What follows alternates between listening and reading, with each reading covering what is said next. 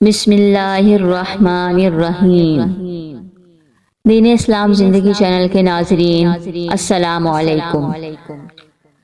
حضرت علی المرتضیٰ شیر خدا رضی اللہ تعالی عنہ ایک بار زیارت قبور کے لیے کوفہ کے قبرستان تشریف لے گئے۔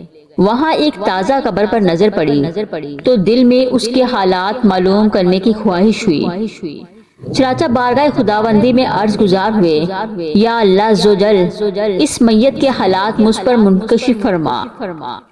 اللہ عزوجل کی بارگاہ میں آپ کی التجا فوراً قبول ہوئی اور دیکھتے ہی دیکھتے آپ کے اور اس مردے کے درمیان جتنے پردے حائل تھے تمام اٹھا دیے گئے۔ اب ایک قبر کا بھیانک منظر آپ کے سامنے تھا۔ کیا دیکھتے ہیں کہ مردہ آگ کی لپیٹ میں ہے اور رو رو کر آپ رضی اللہ عنہ سے اس طرح فریاد کر رہا ہے، یا علی میں آگ میں ڈوبا ہوا ہوں اور آگ میں جل رہا ہوں۔ قبر کے دہشت ناک منظر اور مردے کی دردناک پکار نے حیدر کرار کو بے قرار کر دیا۔ آپ رضی اللہ عنہ نے اپنے رحمت والے پروردگار کے دربار میں ہاتھ اٹھا دیے اور نہایت عاجزی کے ساتھ اس میت کی بخشش کے لیے درخواست پیش کی۔ غیب سے آواز آئی، اے علی اس کی سفارش مت کرو، کیونکہ یہ شخص رمضان المبارک کی بے حرمتی کرتا تھا۔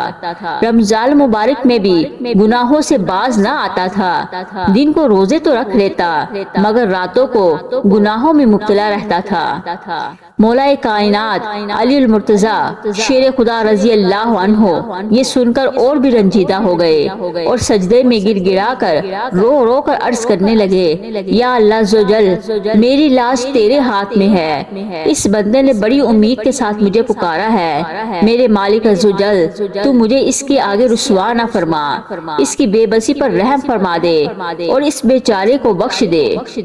حضرت علی رضی اللہ عنہ رو رو کر مناجات کر رہے تھے۔ اللہ عزوجل کی رحمت کا دریا جوش میں آ گیا اور ندا آئی، اے علی ہم نے تمہاری شکستہ دلی کے سبب اسے بخش دیا۔ چنانچہ اس مردے پر سے عذاب اٹھا لیا گیا۔ امیر المومنین حضرت علی المرتضیٰ شیر خدا رضی اللہ عنہ کی عظمت و شان کے کیا کہنے۔ اللہ عزوجل کی عطا سے آپ رضی اللہ عنہ اہل قبور سے گفتگو فرما لیا کرتے تھے۔ ایک اور حکایت پیش خدمت ہے۔ چنانچہ مشہور تابعی بزرگ حضرت سیدنا سعید بن مسیب رضی اللہ عنہ فرماتے ہیں، ایک بار ہم امیر المومنین حضرت مولائے کائنات علی المرتضیٰ شیر خدا رضی اللہ عنہ کے ہمراہ مدینہ منورہ کے قبرستان گئے۔ حضرت مولا علی رضی اللہ عنہ نے قبر والوں کو سلام کیا اور فرمایا، اے قبر والو تم اپنی خبر بتاؤ گے یا ہم تمہیں بتائیں؟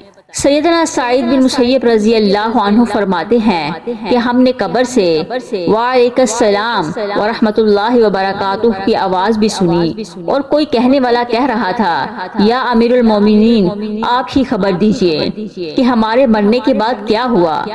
حضرت علی مرتضیٰ رضی اللہ عنہ نے فرمایا، سن لو تمہارے مال تقسیم ہو گئے، تمہاری بیویوں نے دوسرے نکاح کر لیے، تمہاری اولاد یتیموں میں شامل ہو گئی، جس مکان کو تم نے بہت مضبوط بنایا تھا اس میں تمہارے دشمن آباد ہو گئے، اب تم اپنا حال سناؤ۔ یہ سن کر ایک قبر سے آواز آنے لگی، یا امیر المومنین ہمارے کفن پھٹ کر تار تار ہو گئے، ہمارے بال جھڑ کر منتشر ہو گئے، ہماری کھالیں ٹکڑے ٹکڑے ہو گئیں، ہماری آنکھیں بہہ کر رخساروں پر آ گئیں اور ہمارے نتنوں سے پیپ بہہ رہی ہے، اور ہم نے جو کچھ آگے بھیجا اسی کو پایا اور جو کچھ پیچھے چھوڑا اس میں نقصان ہوا۔ گزشتہ دونوں حکایات میں ہمارے لیے عبرت کے بے شمار مدنی پھول ہیں۔ زندہ انسان خوب پھدکتا ہے مگر جب موت کا شکار ہو کر قبر میں اتار دیا جاتا ہے اس وقت آنکھیں بند ہونے کے بجائے حقیقت میں کھل چکی ہوتی ہیں۔ اچھے اعمال اور راہ خدائے ذوالجلال میں دیا ہوا مال تو کام آتا ہے مگر جو کچھ دھن دولت پیچھے چھوڑ آتا ہے اس میں بلائی کا امکان نہ ہونے کے برابر ہوتا ہے۔ بعض نادان ایسے بھی ہوتے ہیں جو روزہ تو رکھ لیتے لیتے ہیں مگر ان بیچاروں کا وقت پاس نہیں ہوتا، لہٰذا وہ بھی احترام رمضان شریف کو ایک طرف رکھ کر ناجائز کاموں کا سہارا لے کر وقت پاس کرتے ہیں، اور یوں رمضان شریف میں شطرنج، تاش، لوڈو، گانے بجانے اور سوشل میڈیا کے ذریعے تباہ کاری پروگرام وغیرہ میں مشغول ہو جاتے ہیں۔ یاد رکھیے، شطرنج اور تاش وغیرہ پر کسی قسم کی بازی یا شرط نہ بھی لگائی جائے تب بھی یہ کھیل ناجائز ہیں۔ حجت الاسلام حضرت سیدنا امام محمد بن محمد غزالی رحمت اللہ علیہ کیمیائے سعادت میں فرماتے ہیں، روزہ دار کے لیے سنت یہ ہے کہ دن کے وقت زیادہ دیر نہ سوئے بلکہ جاگتا رہے تاکہ بھوک اور ذوق کا اثر محسوس ہو۔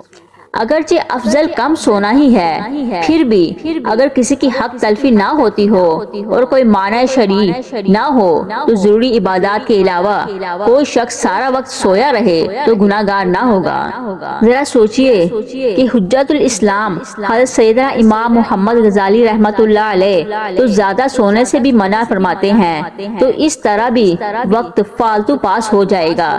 تو جو لوگ کھیل تماشوں اور حرام کاموں میں وقت برباد کرتے ہیں وہ کس قدر محروم و بد نصیب ہے۔ اس مبارک مہینے کی قدر کیجئے، اس کا احترام بجا لائیے، اس میں خوش دلی کے ساتھ روزے رکھیے اور اللہ عز و جل کی رضا حاصل کیجئے۔